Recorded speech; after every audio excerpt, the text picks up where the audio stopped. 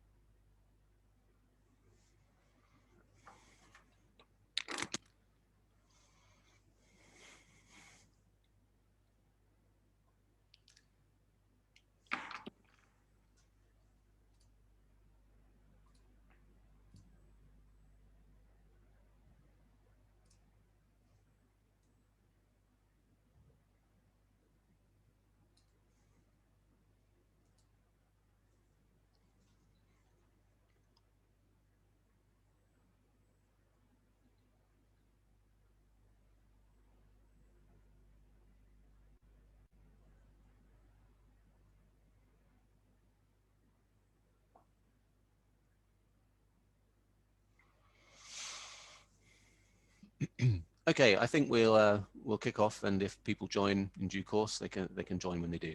So thank you very much, everyone, for attending. This is a webinar scheduled for an hour with regard to the onshore trust law, Federal Law Number 19 of 2020, came into force on the 1st of October last year, and it is going to be a general discussion as to some of the nuances, some of the resulting issues surrounding the introduction of the law, and the view from the experts as to how it will be adopted and how it's going to benefit the UAE legal environment going forward. I mentioned experts, and we're very lucky to have two in attendance. So we are joined today by Dr. Hussam Al-Tahouni, who currently serves as a legal consultant to the Ministry of Finance at the Ministry of Finance. His career has seen him operate as managing partner of two very well-regarded law firms in Amman. He's an experienced international commercial arbitrator and a lecturer in arbitration and private international law. He served as the first director of DIAC and has extensive experience in the field of enforcement of national and foreign arbitral awards. And more recently, he is the guiding light, the driving force, can I say, behind the introduction of the onshore trust law, amongst other key pieces of legislation that are being enacted. So we're very lucky to have Dr. Hussam here to talk to us today. Also joined by David Russell QC of Outer Temple Chambers. He currently practices in Dubai and Abu Dhabi, but has a long, illustrious career prior to that in Australia. He is very well regarded practitioner and lecturer in both tax and trust and estate law issues, amongst other areas of law. And he's received so many accolades and held so many chairmanships over the various years that he'll forgive me if I don't list them all now. But more recently, David has chaired the DIFC's Wealth Management Review Working Group and is a key participant in the development and continuing development of the DIFC law. So thank you very much, gentlemen, both for joining me today to discuss the onshore trust law. So what I would like to do is just first of all, introduce the trust law, but very briefly. I don't propose to do a 101 on what is the trust, what does it do, how does it operate, because hopefully the audience will have some understanding of trusts anyway. And of course, we want to use the benefit of your time to think more holistically and a little bit more depth about some key issues that arise as a result of it. to make sure that the session is as beneficial as I can, we'll avoid the nuances. But I think as a starting point, we can say that clearly the law has established a viable trust arrangements in the onshore legal environment, and as such, trusts will be able to be incorporated into business and family wealth management structures now onshore, and as it's a trust, the key fundamental step that's been taken is the recognition of the coexistence of a legal and beneficial right in property, which I think we can reasonably say wasn't there before this law was enacted, at least in the onshore civil law environment. And it's also apparent from the law that the concepts that one would expect to see in relation to a trust, so rights, duties, and powers, those sorts of things that are familiar to common law practitioners, are also broadly reflected in the codified provisions in the trust, albeit with some modifications. We can talk about those modifications a little bit. I mean, from my perspective, thinking about the rationale behind the law, clearly over the past 3 decades, the UAE economy has developed and has been exposed to and integrated with more sophisticated international business and financial practices and markets, with the introduction of public markets, and also the nexus with the common law free zones like ADGM and DIFC. And I think one thing you could reasonably say is that has exposed the populace, if you like, the people that operate in the business community and also private citizens, has given them an appetite for access to these sorts of legal products. So anything from a private family trust all the way to a publicly traded mutual fund, and now those are available in the DIFC and ADGM, but until this law was enacted, there was not really any means for doing the same thing onshore. But of course, onshore is where the real weight of UAE economic activity sits. And so with that in mind, I think Dr. Al-Tahouni, before we look to the future, perhaps it would be useful for you to sort of wind the clock back, maybe to the point at which you were contemplating in the Ministry of Finance the implementation of a trust law onshore. And given that it's sitting in that civil law environment, so it's not a natural fit, how did you see it working? What was the rationale, and why now? Thank you, Richard. I mean, with your introduction, you almost answered most of the the question. This is a part of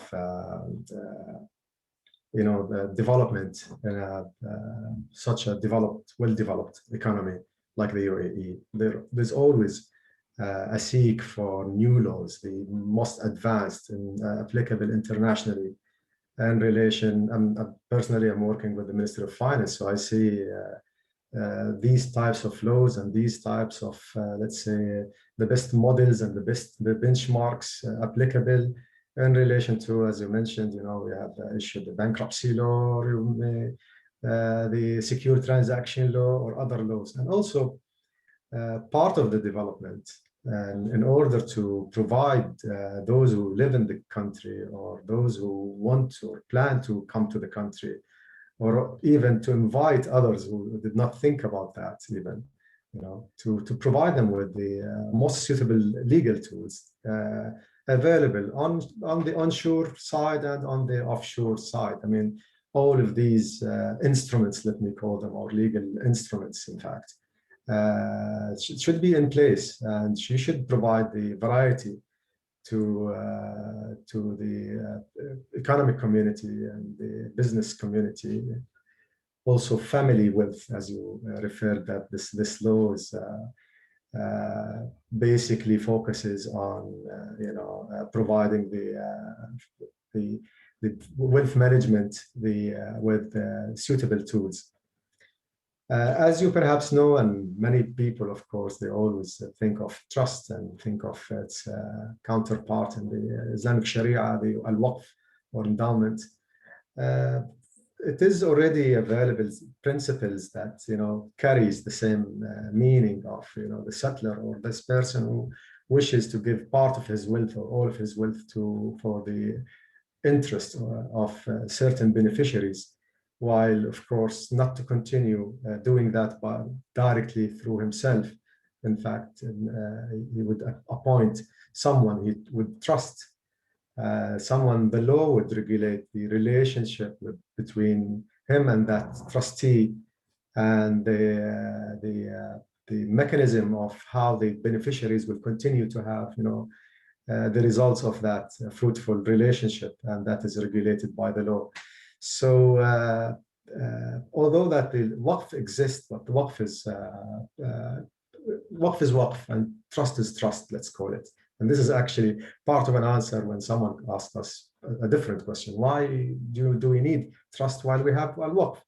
And now other questions I started to receive, why do we need onshore trust law while we have offshore trust law? So I'm talking about the variety of instruments. Just make it available. Those who want to select al-waqf, let them do that after they examine if that is the case they want to have, and that is suitable to serve the purpose that they wish.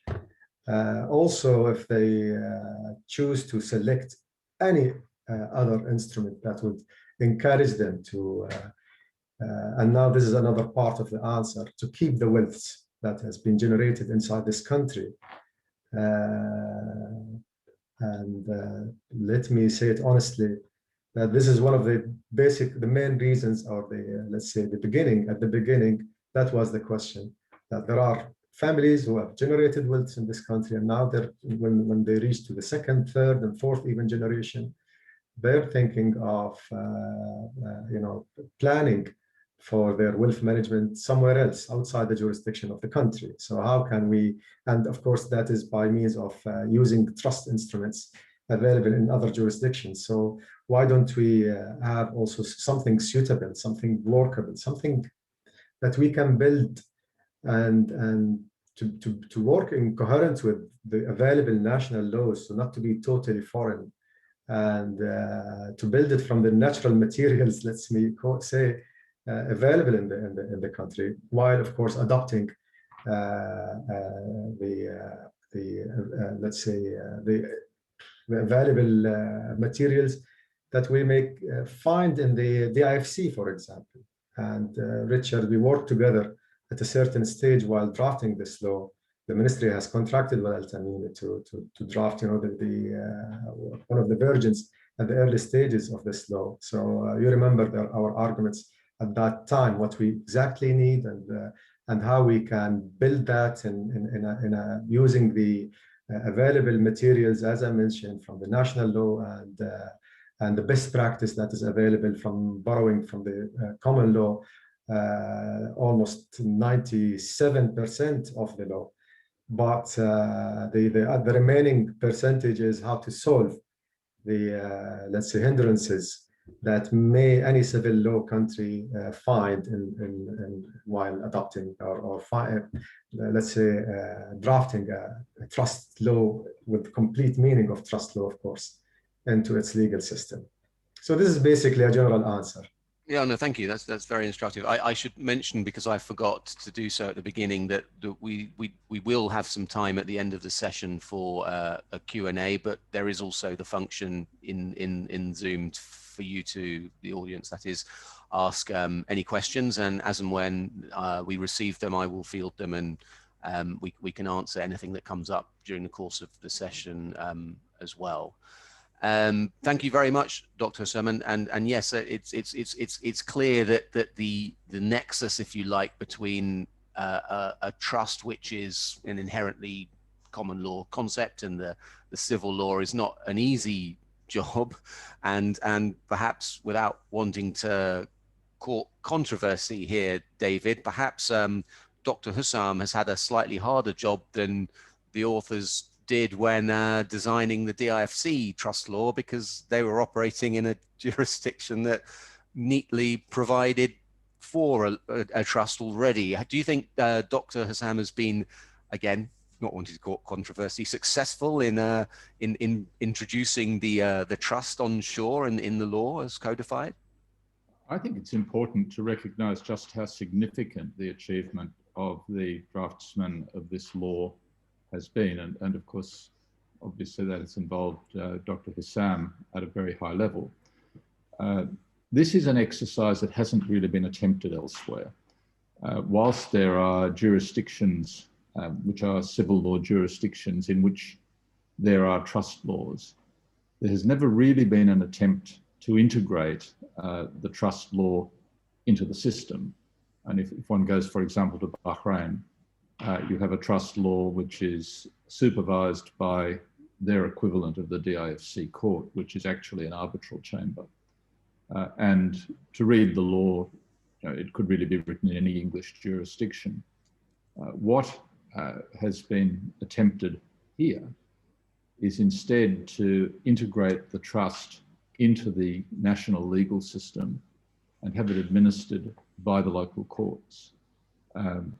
That certainly is it was much harder for Dr. Hissam to do that than it was to revise the DIFC trust law, which Richard, your former partner Gary Watts was a member of the steering committee that actually did a lot of the work on that.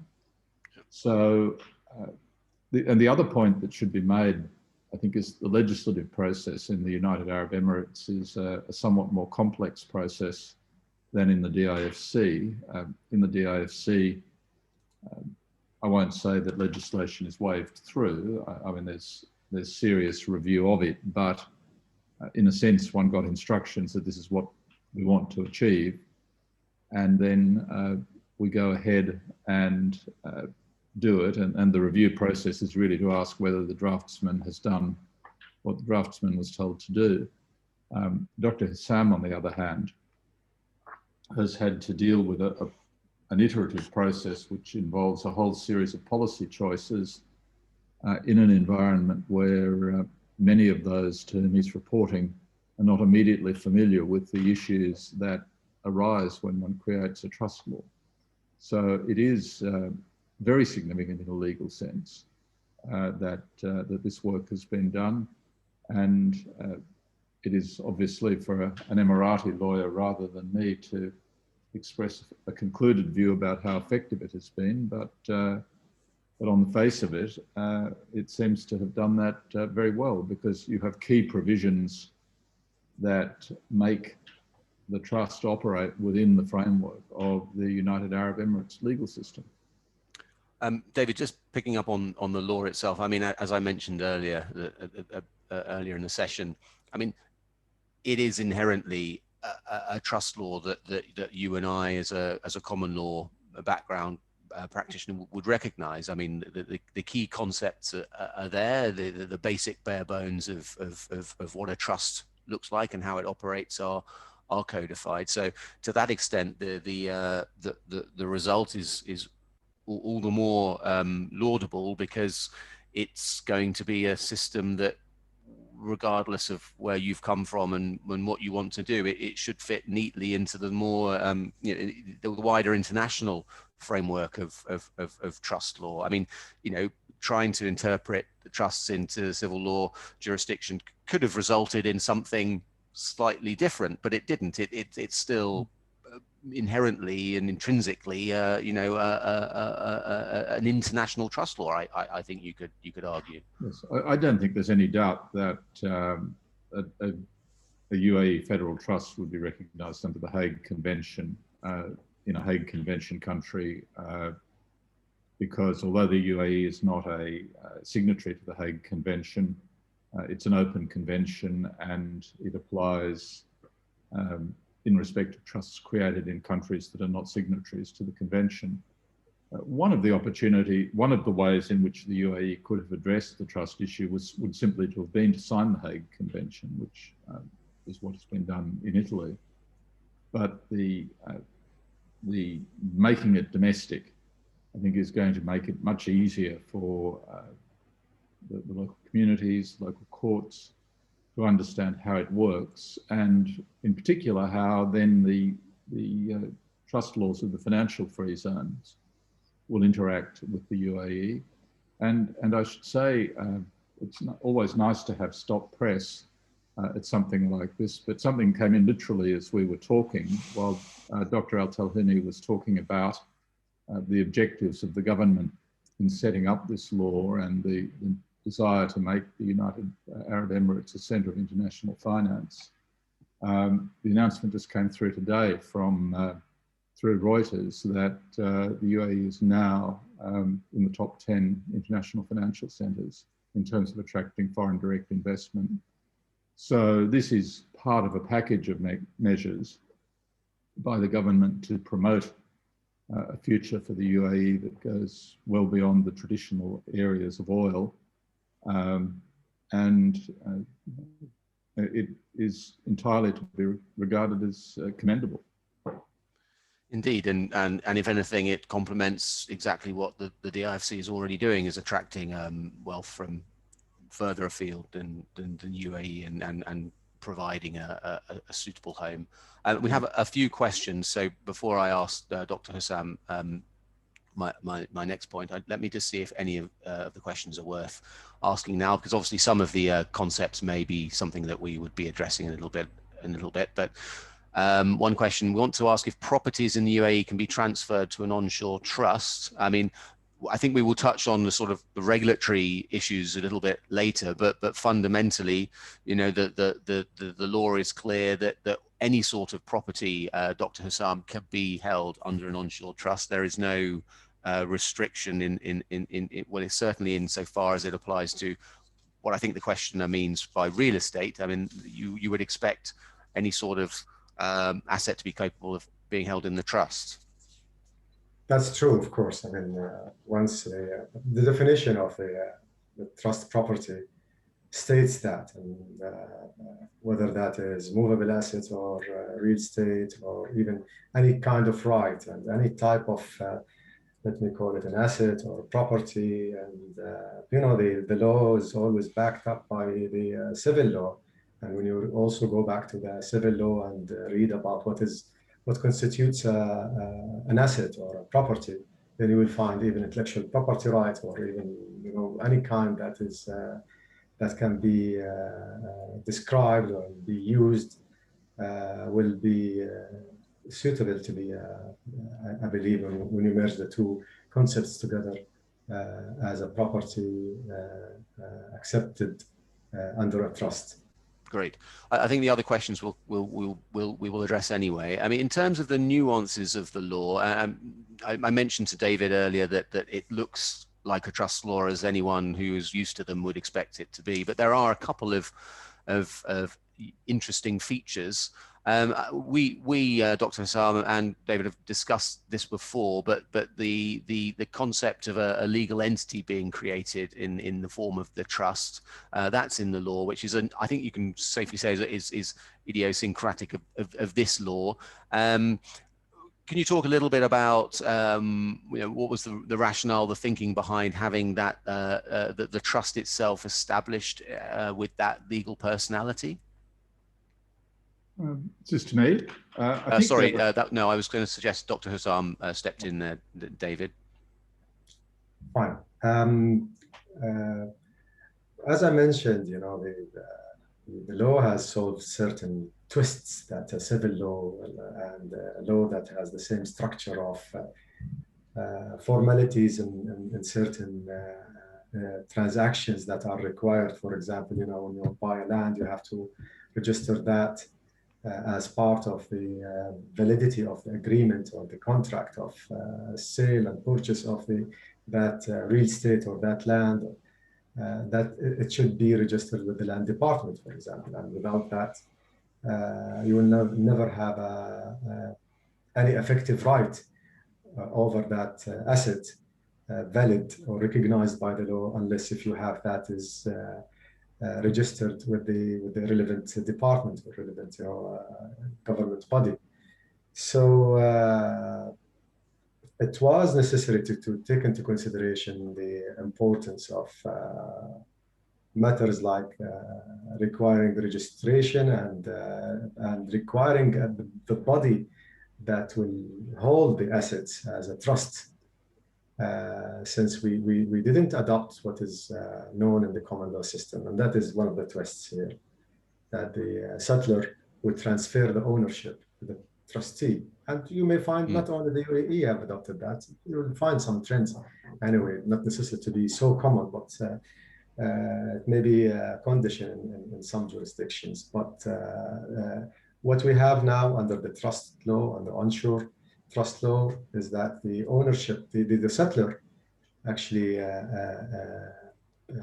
creates the trust with the trust instrument and describes what assets it includes, whether that is movable assets, perhaps also what they call the special movable assets that require registration, like a car or an airplane or a ship that has a register by itself, and required under the law that any legal relationship, any transaction, any right that you want to have effect over that asset should be registered with the relevant register, including real estate as well. So having that into consideration, then you cannot just create a trust with let's say a legal instrument of a document only. You have to put it in a register, and at the same time, you cannot make a transfer of the ownership, as we call it, to the trustee. Otherwise, you will have to keep paying fees every time you change the trustee, every time you amend on the trust, every time you do every little aspect in relation to that. You have to go to that relevant department and pay the fees and do the legal let's say, requirements and fill the application forms and so on. While, and this is why I refer to the register when you ask me about the, you know, the legal body or the, let's say, creating in the trust legitimate entity that will hold the trust assets rather than transferring the assets to the trustee. There is a relationship between creating that and the having that registered with the register. Perhaps later I can answer you in depth about the register and what is the role of the register that will be created under the law. Yeah. Actually, Doctor, so I'm conscious of time. Maybe you could just talk briefly about that now, actually. Well, in fact, similar to what we did with the secure transaction law, there is a register that will be electronic based only. Okay, and we are now in the process of developing that with one of the governmental entities in the country. It will be just only a matter of notification. So you will take that trust instrument prepared, or perhaps one of the models, and you fill in the forms available describing the assets that you have, and you just click registration with a very minimum fees, not real. It will not be based on percentage of the value of the assets or anything like that. It will be very, very minimum fees, and that's it. The asset will be, the trust will be effective from that time. That entity will not examine let's say, the facts that were included in the trust instrument. They only have to register it, but of course with certain requirements as mandatory fields, you know, when you fill any application online. So the full name, the description, and matters like that. After that, if you have part of the assets as a real estate or a special movable asset like a vehicle and needs registration, then you can ask the register to give you a printout, a tested certificate of the description of that asset, and to state that this is already now subject to this law. It is already part of a trust, and the person entrusted will go to that relevant registered department relating to that asset, and that department can only give a notice on the asset that it is now subject to trust. The effect of that is already stated in the trust law, so that will grant it a full protection in case of bankruptcy, in case of any creditors, in case of inheritance issues. Perhaps what I stated now will give you an idea about, you know, answering most of the questions that may come on in relation to the twists that this law have. different from the available trust law based on the common law inside the offshore. Thank you. Yeah, I mean, I think it has addressed a couple of the questions that have been asked in the Q&A so far. David, just on the legal personality, I mean, I think there are some benefits in addition to the ones that Dr. Hussam has mentioned. I mean, the ability for a trust to have perpetual succession without trustees coming and going, which is always an issue, and potentially even the incorporation of the trust offsetting any limitation that a corporate trustee needs to be a licensed professional trustee. I mean, whilst it's relatively unique, it can be seen as a benefit. And I think, clearly the authors of the law had regard to the wider UAE environment, both from a legal and regulatory perspective, when they were taking this decision to go down this path. When you go to the original Arabic, and Dr. Hussam is obviously better placed than I to comment on this, but the term in Arabic for a company in the sense of an incorporated company is sharika. That term is not used in this legislation. And the law makes it clear that in fact, the trustees deal with the property and handle it. This is not like a situation with a company or say with a foundation to take or endowment to take the equivalent type of organisation on shore, where a board of directors makes a decision on behalf of a company, and then the company buys or sells the assets. And the legislation is perfectly plain that it's the trustees that are on the register, and it is the trustees that have the power to dispose of the assets. So I don't see there being much scope for difference about the role of the trustees in the context of the onshore law, as perhaps you've suggested there might be. Where I think you needed to have these provisions is simply because the onshore law otherwise would treat the trustees as individual owners. And it was necessary to make it very clear that they are not the owners and do not deal with property in their own rights. So there's a series of provisions that are directed to ensuring that, and particularly dealing with authorities who are responsible for registration of assets and the like.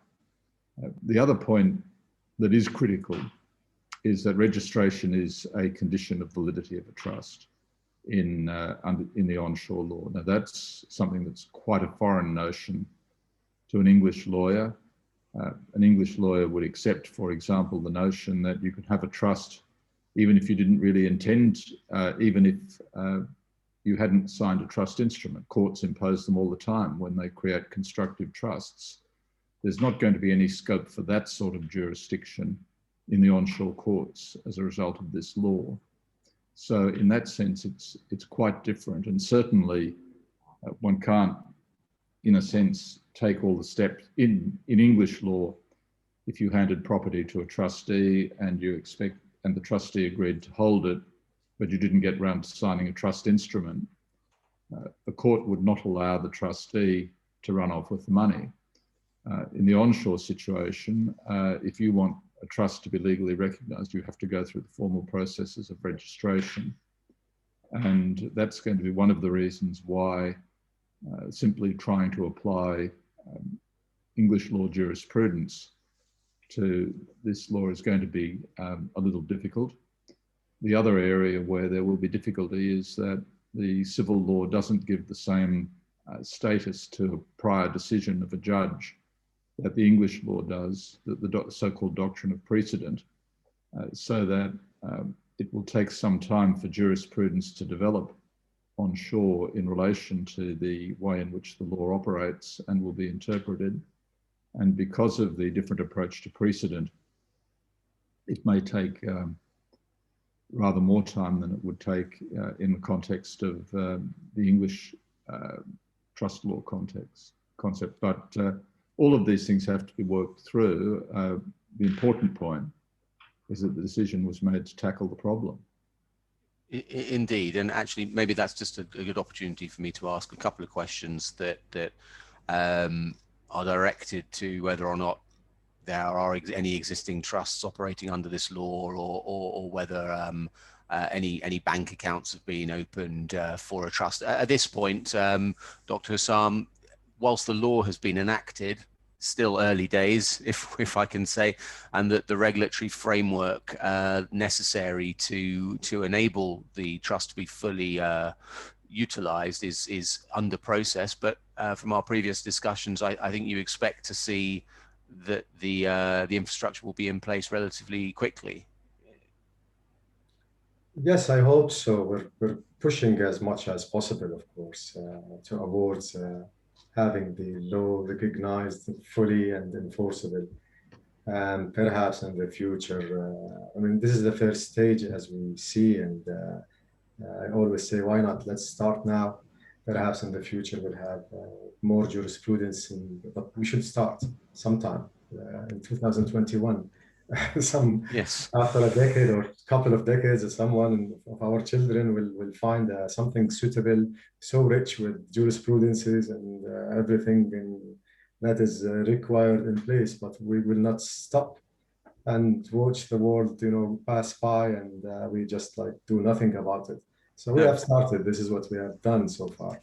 As of legislative work that is that from our part and as a federal government we are doing now is whatever real legal instruments that we can adopt that will help in implementing the law, and interpreting it, and making it play a role. And there is a very important role actually for the UAE in relation to this law and many of the other laws that we are working on, as it is a model for the entire region. As you see, there are no similar laws, of course, except for what is referred to as in Bahrain, but that is a little bit different. But models, as we talk about and created in this country, that has always leadership now in many fields, and the trust law is one of these fields, I believe. There will be, let's say, a trend perhaps in the future in this region to develop trust laws and to work together to implement its provisions, and to have perhaps in the future, near or far,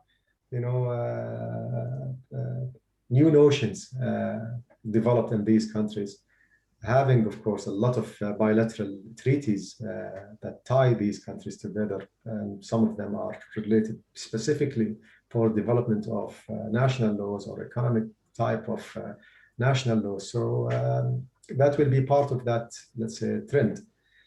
And as for the legal entity, as mentioned in the law, of course, you have to look at as Mr. David just mentioned, to the Arabic text. Although that we have worked with Mr. David on providing the best possible translation of the law, and by using the early draft that you have also participated in making, to make the law as close as possible to the taste of the English-speaking person. So when they read it, they read the text and the terms as close as possible to their understanding. However, I should mention that always pay attention to the Arabic side of the law, because it borrows terms coming from the civil law itself. So, for example, the legal personality, you have to look at Article 92 of the civil law. Article 92 of the civil law defines what could have a legal personality. Be considered as just only a legal entity rather than a person as a human. So it states that it is the governments, the companies as separate, and so on and so on. Then states that any, I have it actually somewhere, any group of persons or property having juridical personality under the provisions of the law. So the trust law granted that juridical personality, okay, and therefore it stands as a legal entity by itself. It's not a corporate, and you don't need to register a company in order to run a trust. It's just only that instrument that you do and anywhere that capture the will, you may call it, or the declaration, okay, in particular word, for creating the trust. And it's very important even for common law system, as far as I read, that you need to have something to document if possible. I mean, yes, it is legally acceptable to not necessarily to have it in writing, but most of the jurisdictions now, they require as much as possible something to prove the declaration of and the intention to create the trust. So consider this register is almost like that. It will not ask you to fill in documents and provide, certificates coming from different countries attested. It's just only very simple. It could be digital. And since we are Ministry of Finance, I personally involved in the fintech law now, and we took even matters like the fintech and the even data protection, which is another project that we're working on in the financial service. All of these principles are already taken into consideration, not necessarily to be stated, but the sense is there somewhere, and the link will be created with other laws. Sure, sure. Well, thank you very much, Dr. Sam. I mean, I think one simplistic comment, but it's worth making, is obviously it's very easy for a common law lawyer to sit and say, well, you know, the jurisprudence is there, the bank of precedent is there, so a common law trust is very well understood. But as you said, you have to start somewhere, and in the civil jurisdiction you should start with a law. I mean, it goes without saying, and then the jurisprudence will, the judicial decision will follow and will help to give effect to it. But you know, the law is there, and that's the starting point. I think just in terms of time, if we go on to think about some of the usages, and I mean, clearly it sort of falls into two areas. There's, you know, the ability to use trust in business, and particularly, you know, we're talking about collective investment, but more perhaps purposeful for this conversation, we should just start with, given how much wealth is tied up in family-owned businesses in the UAE, and what a substantive portion of the economy that amounts to, I think statistically something like 80%, you know, the maintenance and the onward transmission of that wealth across generations is key. So maybe, David, actually, could I just ask you very pithily to explain to the audience why a trust really is one of the best means of securing family wealth, and why there has been a clamour, as Dr. Hussam mentioned, or interpret why there was a clamour, or is a clamour for the same sort of optionality to be available onshore as it is in the DIFC and ADGM? I think the reason, you've already highlighted the significance of family wealth to the national economy. The reality is that if one wants to plan for the future of a business, you have to think not just of this generation, but the next generation. There's a tendency perhaps for patriarchs who've established businesses to assume that their children will all behave and cooperate when they pass. But very often that's an assumption based on behaviour because the patriarch's still around that may well change if the patriarch isn't. And there are all sorts of decisions in the context of running a business where minds can reasonably differ. Just take a simple one. You own a building. Are you going to maintain it at the highest possible standard and keep improving it? Are you going to pull it down and redevelop it? Are you just going to let it run into the ground but collect the rent in the meantime? These are all commercial options that would be available to anyone who owns such an asset. But if you have fragmented ownership and no proper basis for decision making, then often you'll get to a situation where the family is in dispute, decisions are not made. If one were going to be cynical, one would say that the one thing the patriarch didn't intend was that his wealth should pass into the hands of the legal profession. But if all of this gets into the courts, then the lawyers will do very well out of it. The point about a trust or a corporate structure or a foundation endowment in the onshore world is that you can create governance structures which enable businesses to continue, and there is a legitimate role for family discussion and dispute about what is to be done about the wealth that they collectively own, but it usually isn't part of the efficient running of the business. And the beauty of trust structures and trust structures owning corporate structures is that you have a framework within which the business can be properly run and run to the optimum from the perspective of actually managing it. And if there are family issues that have to be resolved, they can be resolved without damaging the interests of the business as a whole. And nowadays, when one talks about stakeholder theories, there are just so many people who are concerned about whether or not businesses grow and survive or grow. And there's the national economy, there are the employees of the businesses, there are the financiers of the businesses. They all need some sort of assurance that you have a viable entity going forward, and trust structures are part of a range of structures that are available to achieve this outcome. Dr. Hussam, I think, made a very good point earlier that the purpose of governments is not to tell people what they must do, but provide a series of rational choices that are open to them to best optimize the development and management of their wealth, and in a family context to maintain family harmony and happiness. This is an addition to a range of structures already available, both in the financial free zones and onshore. I mean, there are 3 endowment laws, for example, in the UAE. There's one in Sharjah, which actually had the first, one in Dubai, and now a national one. There's only one national trust law. And of course, you've got the foundation and trust laws in the financial free zones.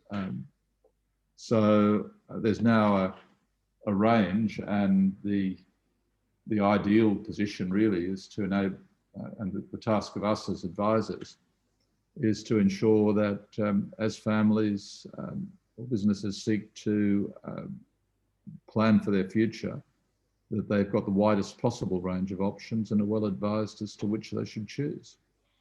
And in determining which option, David and Dr. Hussam here, I mean, one question we've said is why would people use the trust option versus, say, a foundation in the ADGM or DIFC? I mean, I think the question is one that can't necessarily be answered in the abstract, because every client, every settlor's intentions and requirements are slightly different, and fundamentally they are in different jurisdictions. I mean, notwithstanding that the DIFC and the ADGM is part of the wider UAE jurisdiction, I mean, there could be very good reasons why, depending upon the nature of the assets in the trust fund or the intention of the settlor, that maybe the onshore trust law would be better, and in another circumstance potentially it would be useful to the settlor, depending on where they come from as well, to establish their trust in the DIFC or ADGM. Any thoughts on that? And David, I mean, one way of looking at potentially the and without wanting to harp on about it, but the establishment of a legal personality, I mean, it does sort of draw parallels to the endowment laws and also the foundation. They all are sort of cousins, if you like, in that sense. Well, I don't think it's correct to analyse the trust under the national trust law in the same way as an endowment or a foundation, because apart from anything else, you have the question of the ownership and personal responsibilities. And you have a personal responsibility to the beneficiaries if you're a trustee under the national trust law, whereas if you're a member of a council of a foundation or the equivalent in an endowment, as with a company director, your duty is not to the shareholders, your duty is to the company. So the legal framework is different, notwithstanding that legal personality has been created precisely to enable the interests of the trust and the beneficiaries to be represented, for example, before courts and with bodies that engage in registration. But I think you can say several things about all of these structures. The first is we've recently had a case in which your firm played a significant part in the DIFC Court of Appeal, which established beyond question that a DIFC trust property can include property anywhere in the world. Likewise, the onshore trust law makes it perfectly plain that the types of property that can be owned in an onshore trust are not limited to property onshore in the UAE. There's a range, when one looks at the government's wider objectives in terms of the UAE as a financial centre, there's a huge range now of agreements, memoranda of understanding relating to the enforcement of decisions of courts in jurisdictions other than the UAE. There's recently been one ratified with India, but there's been the Riyadh Arab Convention for a long time. And so these structures now have a great opportunity to build the UAE as a commercial centre of this part of the world, even in those jurisdictions which choose not to enact these laws on their own account. And I think there's one other point that needs to be made, and Dr. Hussam has already made the point that the concept of waqf actually predated the English concept of trusts by about 600 years. I always found it amusing when people asked me if there was an issue about whether or not trusts were Islamic, because depending on which version of Islamic history you read, the first trustee was either the Prophet himself or the first one of the righteous caliphs, so who were hardly un-Islamic. And I think, in fact, I'm right in saying that the Kaaba is actually held in waqf in Saudi Arabia. So these are not unfamiliar concepts. And the whole purpose of the legislation now, or one of the side effects of the legislation, is to end for all time this suggestion that somehow trusts in the financial free zones or anywhere else are somehow not part of the law and concepts and history of this region. As I say, it started here. Yeah. Much as an English lawyer, I might like to say something else. No, well, and of course, you know, the introduction of this law can only help in hopefully you wind the clock forward five years, maybe less, and it would be quite well understood and common part of the UAE legal environment, and potentially that will mean the wider region as well. We're coming to the end of the hour, so just to see whether or not, I mean, Dr. Hussam, David has just touched on it, but the Sharia implications of a trust and how the civil law court would deal with it. You know, I think the point is, because there is reference to potential challenges. Anyone can challenge any structure. No one can be prohibited from doing so. The question is whether or not they would be successful. And there, as David has just mentioned, there's nothing inherently un-Islamic in a trust. And if a trust is established for purposes which are there to respect Sharia, then there's no particular reason why Sharia would be offended. It's only if you're using it in a manner that isn't aligned with Sharia principles, and particularly we're talking here about inheritance. Do you want to just touch on that briefly? Yes, thank you. I believe, I mean, that the trust law, this is a trust law, not a waqf, okay, again, to mention it. And trust law, if you read it from the beginning until the end, you will not find any term refers to the Islamic Sharia in the law itself. Therefore, but however, it refers to the public policy. You cannot, and we're now, we should refer to the establishment of the trust, how it is established. And if, for example, that is established as an after-death consequences, then the Sharia will apply. That is whether we're referring to a trust based on the onshore federal law, or a trust coming from New Zealand, or a trust coming from even the DIFC. I mean, this is part of the public policy of the country. You cannot infringe that. You cannot establish by will a trust that will commence and start after the death of the settler that infringes the Sharia law, even regardless of the jurisdiction of establishment of that trust instrument or trust deed. The same for the other area. I believe that you may encounter this issue would be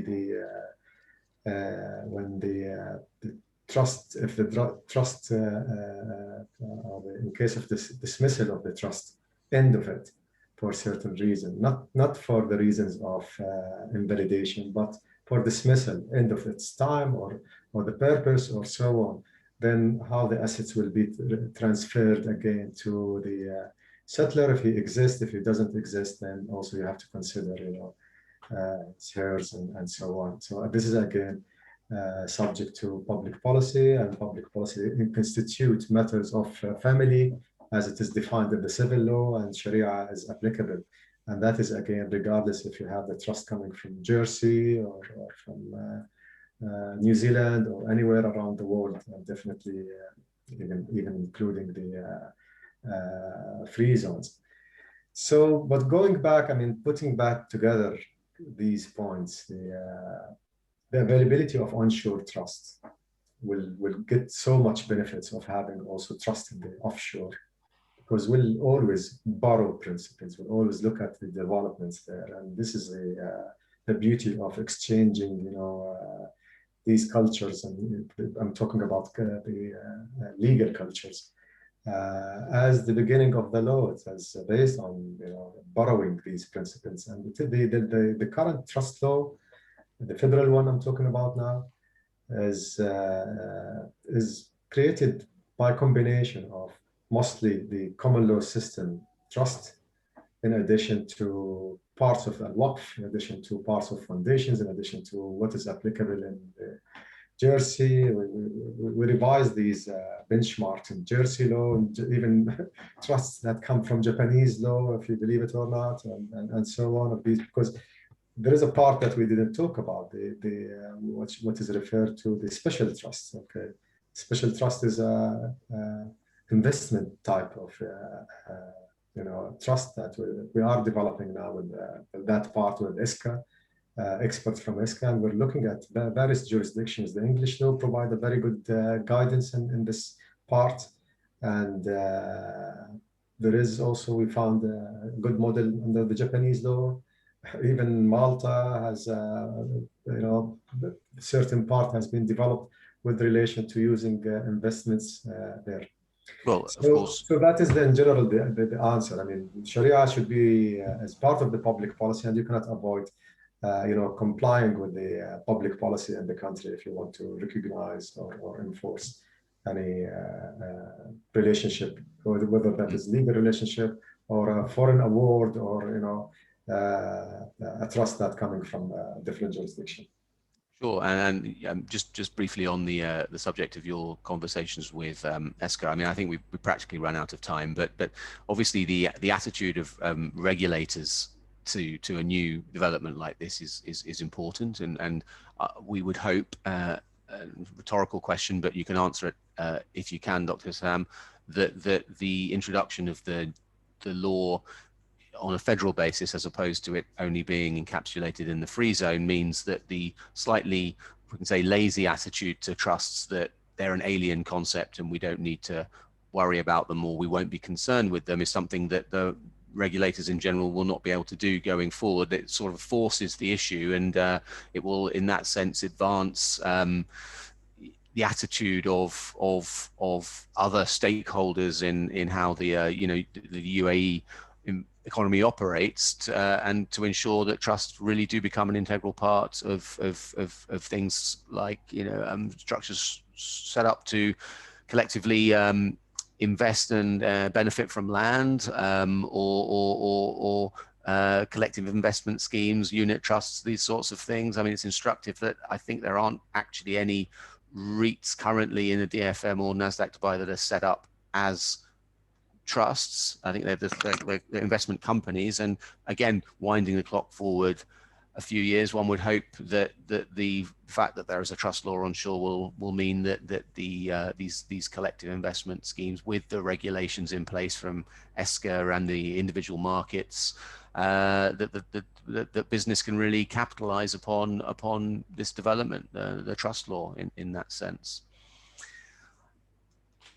Of course, I mean, you described it all, in fact, as you said. I mean, it's a matter of, and I repeat again, it's a matter of learning from the benchmarks and coming from common law, most probably, I mean, mostly when we talk about the trust and cooperation and offering to the market the various tools that are available in the UAE, the trust that is available on offshore is part of the essential elements of these,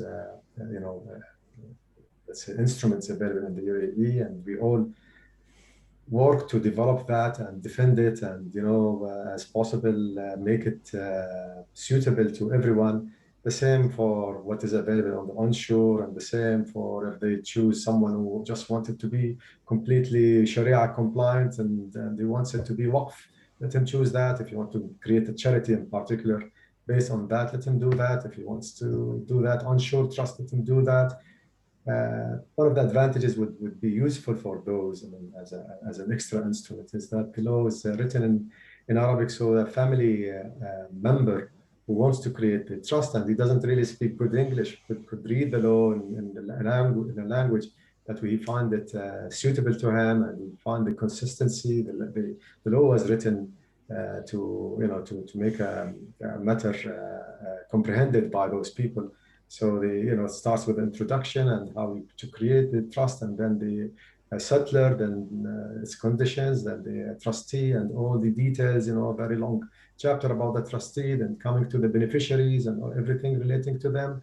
Then comes to other formalities, and this is how the law is structured. So it's very easy to go through it in Arabic as well as in English. So if you are a lawyer coming from a background which is not in Arabic, you can read it and also serve your clients still with that through that law, because you already have the background and the depth about understanding trusts well enough to explain it to them. So it will benefit everyone, I believe, having all of these instruments, having all of these available in English and in Arabic. And they find the best and final, let's say, beneficiary out of all of that are the family businesses and, of course, the economy in general.